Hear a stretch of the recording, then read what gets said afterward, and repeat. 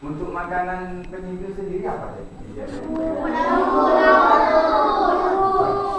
Rumput laut atau lamun.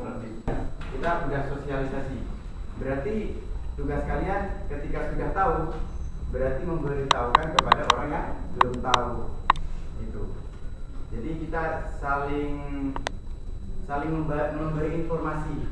Ketika di sini fokus, semua kegiatan itu pastinya lancar.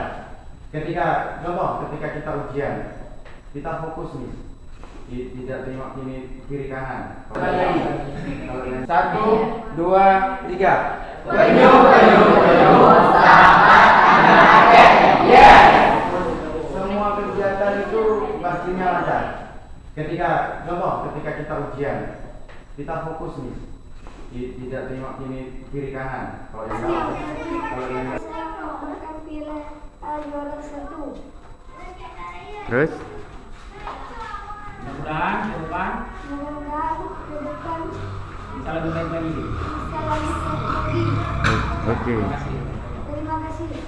Assalamualaikum Saya Kak Bintarti, karena saya bisa mendapatkan bantuan. Terima kasih kepada Bapak dan Ibu yang telah memberi saya sebagai donor.